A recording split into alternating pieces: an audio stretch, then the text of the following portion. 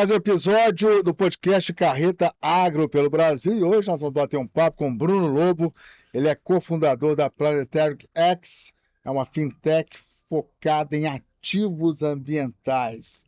O principal desafio da fintech, desta propriamente dita, é valorizar a prestação de serviços ambientais nas propriedades. Tudo bem? Bem-vindo, Bruno. Tudo bem? Muito obrigado pelo convite, obrigado ao Senar por todo o apoio. Vamos lá, estamos aqui para discutir e mostrar um pouco da nossa solução. É um desafio tanto, né? Hoje é muito complicado você valorizar a prestação de serviços ambientais que o produtor faz. Eu diria que, cientificamente, a gente tem vários mecanismos, metodologias que podem valorizar e mostrar isso. O grande gap desse mercado é a solução que leva isso até o consumidor final. E é aí que a gente busca entregar a solução. A gente criou um mecanismo, uma metodologia, uma tecnologia, onde não só a gente compreende toda a riqueza que existe na preservação de uma área, mas fazer com que isso chegue também ao consumidor final, que ele veja o valor do produtor, o que ele faz, onde ele só tem risco, só tem custo na preservação. E a gente tem que, por mérito, entregar para ele um incentivo para que ele continue essa preservação e que isso seja um benefício para todo mundo. É interessante porque nós estamos na Amazônia, onde está acontecendo a COP. É uma região estratégica e onde, pelo Código Florestal Brasileiro, que é dos mais rigorosos do mundo, se não o mais rigoroso do mundo, ele tem que preservar 80% da sua terra, né? É muito ônus, né? Não é ônus, é muita responsabilidade. Ele não tem o reconhecimento que ele deveria ter, é isso? Pela preservação desses 80%? É 100% isso. Por quê? Vamos dizer uma propriedade hoje de 100 hectares na Amazônia, que é uma gleba que as pessoas acabam recebendo, cento e poucos. Ele para manter aquela estrutura, ele só pode gerar valor em 20% dela. Esses 80%... Produzindo esses 20%. Mas esses 80% tem um valor importantíssimo, não só para o próprio proprietário, mas para o mundo como um todo. Apenas uma alusão aqui. Um carbono absorvido por uma árvore na Amazônia, em 7 dias ele tem um impacto também no Japão. Então, tudo que se faz em relação à manutenção da preservação do capital natural, da riqueza da biodiversidade, ele também gera impacto para o mundo inteiro. Outro exemplo econômico, inclusive, dessa importância. Hoje, somente 10% das propriedades nacionais têm uma forma de irrigação. Então, o que eu estou dizendo é que 90% da produção hoje do Brasil depende de chuva. E a chuva, ela muito abundante no Brasil, porque a gente tem uma floresta muito importante. Então, a evapotranspiração feita pelas árvores nas florestas, não só da Amazônia, mas a gente pode falar também do sul da Bahia, de vários outros lugares, ele tem uma importância vital para poder gerar riqueza através de chuva para outras propriedades. Isso é de mais importante, só que a gente não contabiliza isso. Quando a gente olha nossa riqueza, a gente só olha para ela como PIB, que é o Produto Interno Bruto, tudo que é produzido. Uma das coisas que já no mundo inteiro já é reconhecido, principalmente China trabalha com um negócio chamado Gross Environment Product, que é o produto bruto do ecossistema.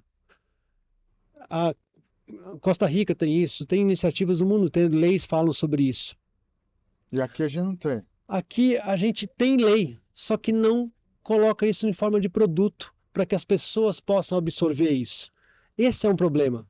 Então a gente tem que começar a negociar internacionalmente, não só pelo valor da área produtiva, a gente tem que começar a negociar pelo valor geral da propriedade. E isso tem uma metodologia, um processo que a gente está conversando até com o Senar, que a gente chama de TRP. O que é o TRP? É o Total Resource Productivity. O que isso quer dizer em outras palavras? Eu vou mensurar o valor que eu gero via produto, seja soja, carne, açaí... Produtos do soja... Já recebo por isso, comercializo. Perfeito. Mas eu preciso, de alguma forma, também qualificar, mensurar, quantificar e valorizar o que é feito na área de preservação. O rio que passa na minha terra, O rio, a nascente... as árvores que eu estou preservando. Exato. E na hora que eu quantifico, mensuro e valorizo isso, a gente trouxe agora um processo onde a gente está assegurando na Planetary X esses ativos ambientais.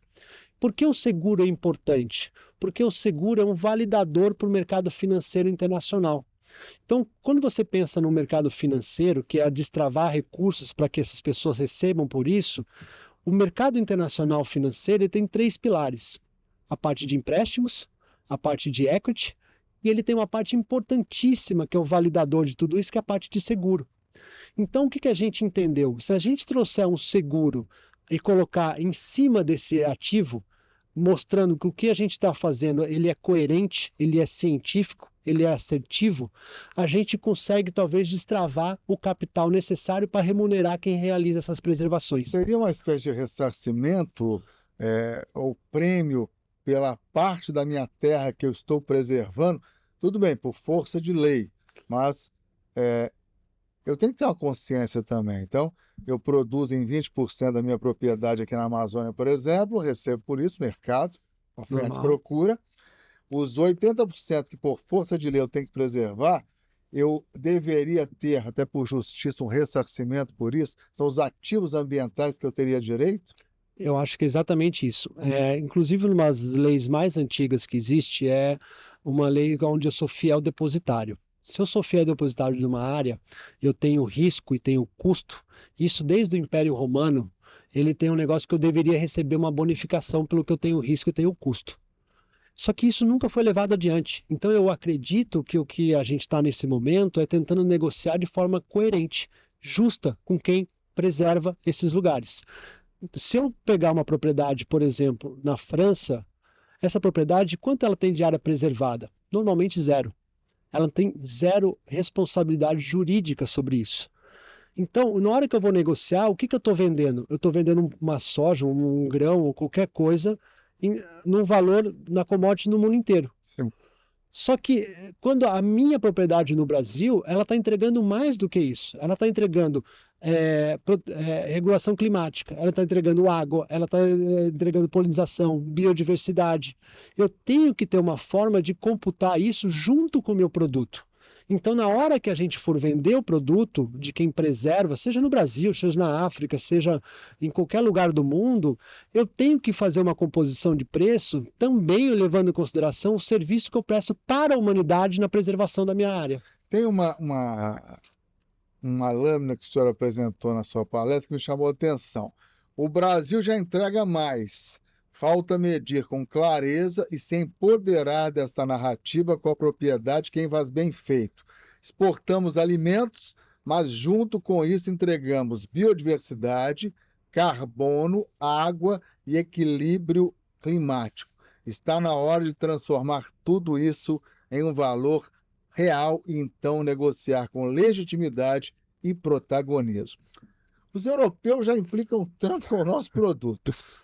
Isso não vai encarecer se a gente conseguir materializar isso? Por que eu vou comprar soja do Brasil? Tudo bem, eu já pago um preço interessante, mas agora com esse ativo ambiental, vou ter que pagar mais por isso, na visão de quem importa, tá? De quem está comprando o produto brasileiro. Eu acho que essa é a primeira visão, e eu entendo esse desconforto. Mas eu acho que se a gente faz mais, a gente deveria receber mais. E eu acho que está numa hora de a gente se empoderar como nação e direcionar a gente como um processo que entrega muito mais do que um produto em si. A gente entrega uma regularização para o mundo inteiro.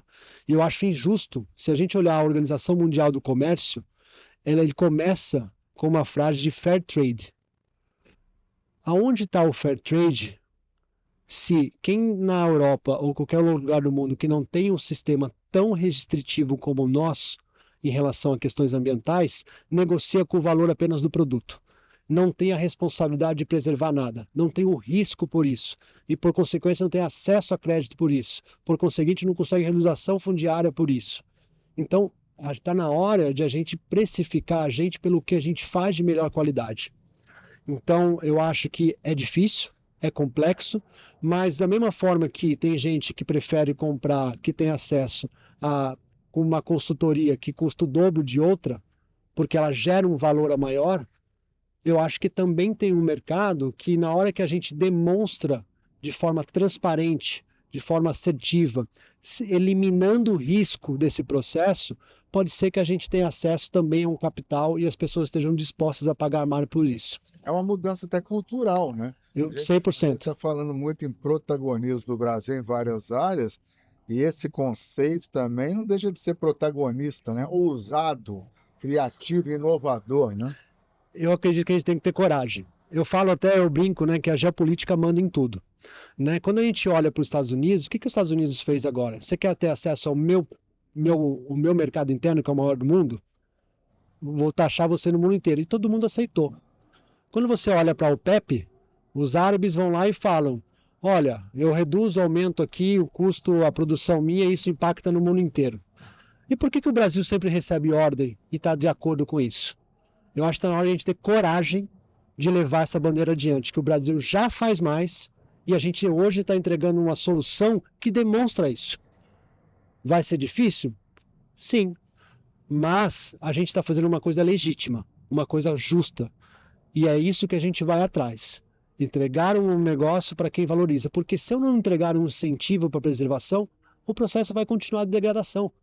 Agora, se eu incentivar financeiramente, reputacionalmente, essa pessoa, ele vai repensar se vale a pena de demandar.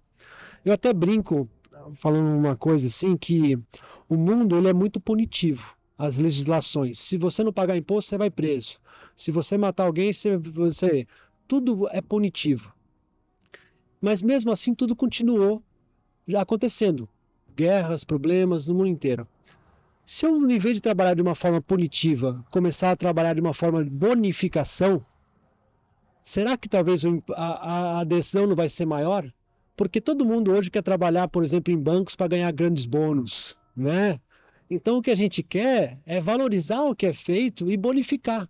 Antes de julgar, ajudar.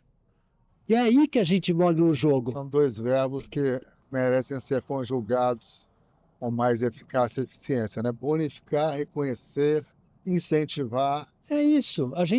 O nosso grande foco é criar uma forma de, Claro, punir o irresponsável, mas reconhecer que é grande maioria, imensa maioria do produtor rural que preserva, né? Eu vou te dar um exemplo agora no piloto que a gente fez no sul da Bahia com os 700 proprietários rurais. Lá a necessidade de preservação é em torno de 20%. A média desses 700 produtores rurais, tinha gente com 3 hectares, 5, 10, 50, foi de 60% de preservação. Ele já faz mais do que a lei permite. Ele não ganha nada. Pelo contrário, quando ele vai acessar mercados internacionais, ele fala, me mostra o que você faz de preservação. E o que ele tem de ferramentas hoje, esse pequeno? Ele fala assim, eu não consigo. Então, a minha metodologia, a minha tecnologia que a gente criou e está em parceria com a CNA, com o Senar, é dar essa ferramenta para o pequeno produtor, falar, olha, está aqui. Nesse hectare eu consigo falar exatamente quanto essa pessoa tem preservado. E já que ela preserva, faz o seguinte, você de fora que vê que eu preservo muito mais do que eu deveria, paga mais por isso.